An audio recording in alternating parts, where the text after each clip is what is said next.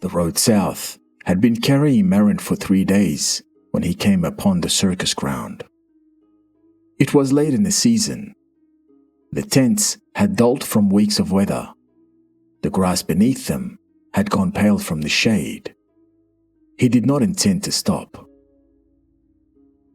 The elephant was at the edge of the ground, away from the noise. It was enormous, the kind of size that registers slowly, the eye needing a moment to accept what it is seeing. The animal stood without moving, not resting, not sleeping, simply still, the way a stone is still. A rope ran from its near foreleg down to a wooden stake in the ground. The stake was no thicker than a man's wrist. It leaned slightly, worked loose by time. Maren stopped. He looked at the stake. He looked at the rope. And then he looked at the animal. He had seen horses restrained. He had seen oxen yoked. But this was different. The rope was frayed along its length. The stake would have come free with one deliberate pull. But the elephant did not pull. It shifted its weight occasionally, a slow movement from one foot to the other, but it did not test the rope. It did not lean into it. It stood within the parameter the rope described, as if that parameter were solid, as if the boundary were the ground itself. Maren watched for a while. A handler moved nearby, working without urgency, paying the animal no particular attention. The elephant watched the handler pass, then it turned its gaze to nothing. A young elephant, small and quick, was tethered on the far side of the ground. It strained at its rope constantly. It pulled and twisted and braced its legs and leaned its whole weight against the limit. And the stake held. The small elephant had not yet learned what the large one knew, or what it believed it knew. Maren stayed longer than he had intended. The light was changing.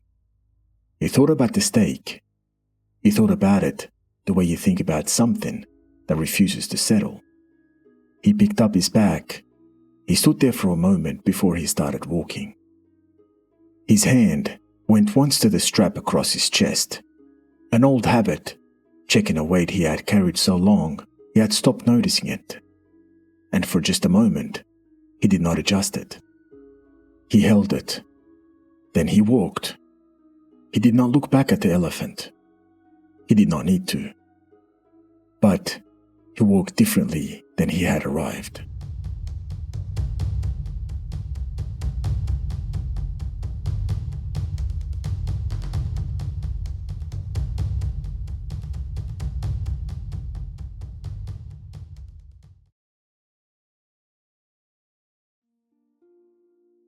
There is a particular kind of stillness in a creature that has stopped trying. Not rest, not patience, something older than both. It is the stillness of something that once pushed against a boundary, found it solid, and filed that finding away as permanent. The boundary may have changed since then, but the creature has not checked. This is not failure of courage. It is the shape of early instruction, carried forward intact. A limit, encountered before the capacity to evaluate it existed, becomes in time indistinguishable from the edge of the world. The rope does not need to be strong. It only needs to have been there first. The brain of a young animal and a young man does not distinguish between a temporary constraint and a permanent one. It registers the boundary. It learns the cost of testing it, and then it stops. Not because the boundary is real, but because the pain of the lesson was. By the time the animal is large enough to snap the rope without effort, the lesson has long since calcified into fact. Maren saw this at that circus ground. The frayed rope, the leaning stake, The enormous animal standing inside a perimeter it could have erased with a single step. What held it there was not the rope. It was the conclusion drawn in infancy and never revisited. Most men carry the same thing. Not a rope around the leg, but a set of early conclusions absorbed before the machinery for questioning them was installed. A child does not evaluate what it is told. It cannot. The function does not yet exist. It receives, it stores, and it organizes the world around what it received. And then it grows, and the world it built around those early instructions grows with it, reinforcing itself, confirming itself, and punishing deviations from itself. The man does not notice any of this. He simply finds that certain things are possible and certain things are not, and he calls that knowledge. Here is the thing that matters. The instruction is not the man.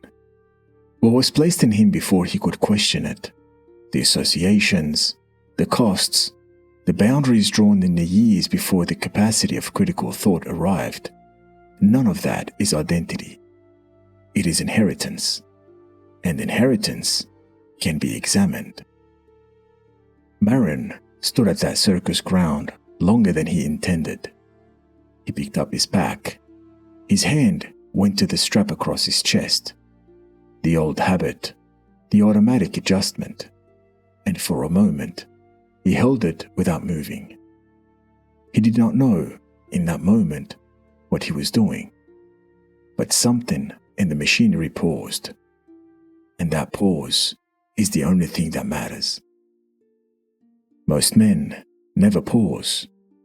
The hand adjusts the strap, the foot avoids the old ground, and the mouth stays closed when it should open. All of it runs beneath the level of decision. All of it feels like character. But none of it was chosen. The rope does not need to be strong. It only needs to have been there first. And the man who has never tested it does not know what he is actually standing inside. He knows only that this is where he stands. That, for most men, is enough. But it doesn't have to be.